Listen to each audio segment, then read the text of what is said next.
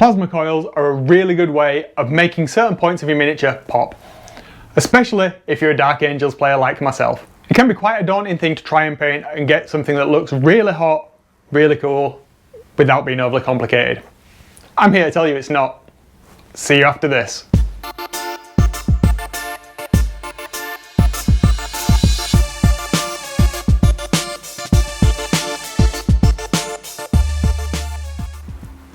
Hi folks, and welcome back to another Forge of Solace paint. Do me a solid, hit that subscribe button if you've not already. If you are, thank you very much.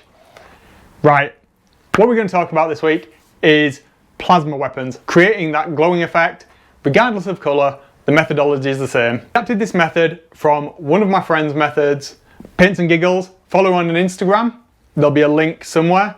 The guy is an amazing painter. He hooked me up with his method for painting plasma, and I've tweaked it a little bit to my own taste. I think it's a little bit simpler.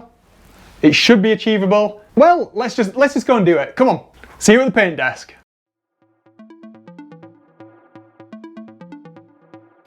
Hi guys, so I'm going to assume you've already painted your Mini and you're ready to get on with the OSL. So the first thing we're going to do is hit the part that we want to be glowing with some white. Now notice my trigger finger here, I'm pulsing it. It's not a constant stream, and what I'm trying to do is I'm building up thin layers of white at the bottom of the plasma coils. This is where we're going to have the hottest part of it, or where I interpret the hottest part of it to be. Yours may vary.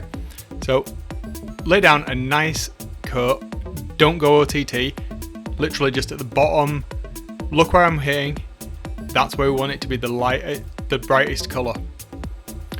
Don't worry about going over, we want to go over, that's the point. Next up, we're going to hit it with this base colour, right? So, very simple here. Nice thin layer, super high on the air, and we're just going to hit everything that we hit white. Super thin coat, don't overdo it, don't saturate it, that's all we need. Let's get on to the next step. First colour, slightly lighter tone than the base colour. What we're going to do is, remember where we put the white before? Now we're going to work up a little bit above that. Okay, so we're working from hottest at the bottom to the coldest at the top. So we're just slightly above where we had that white. We are going to come back later with the white. Next up, another lighter blue. Okay, so again, further up to where we hit the last blue. So if you work in thirds, it's a good rule of thumb. Just the top part of the plasma coils and slightly over the sides.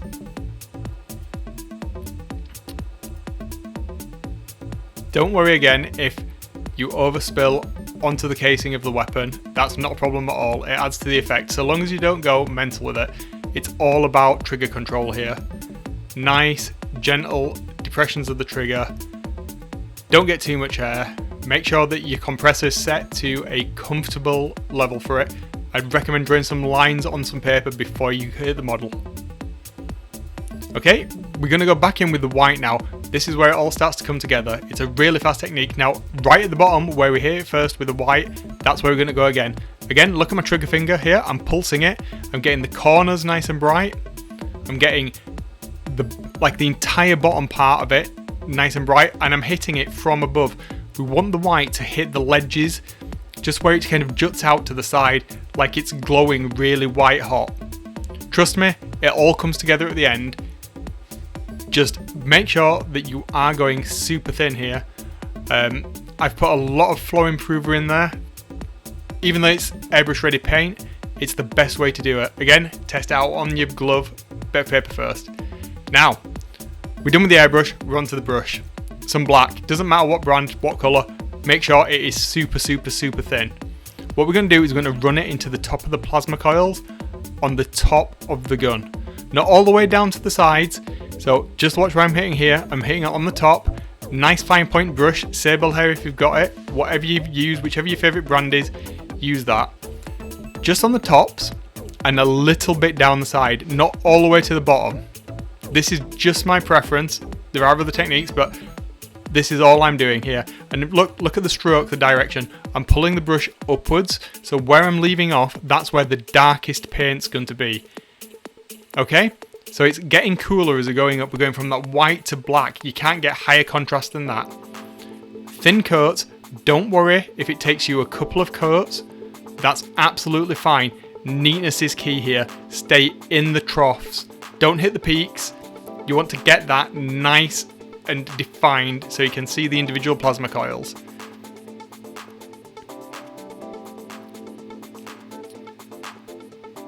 Right, last step and we're done. What we're going to do is we're going to reinforce that white now.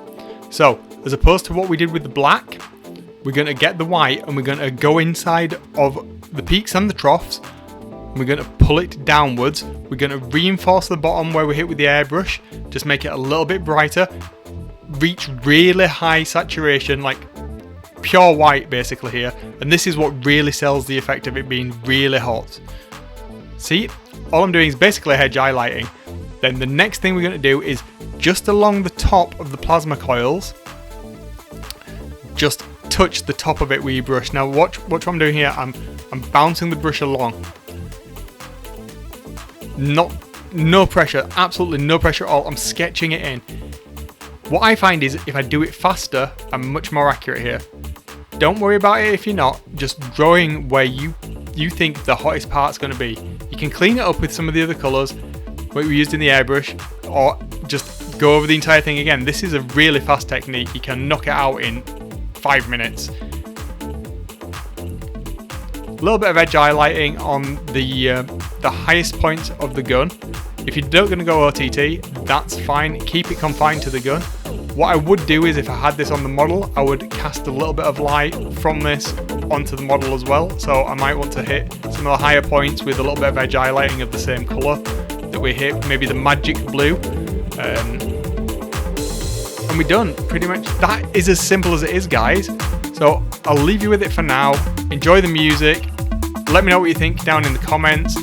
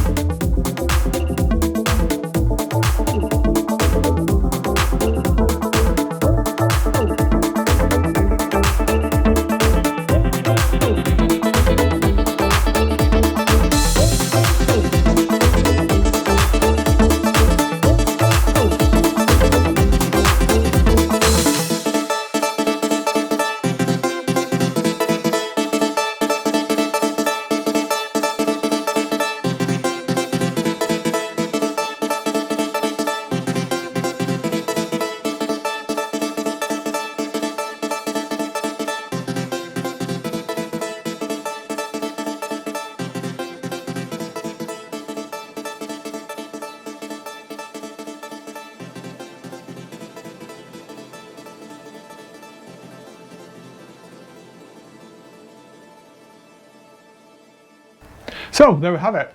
Not overly complicated, really nice and fast, couple of colours. It'll work for whatever colour you want.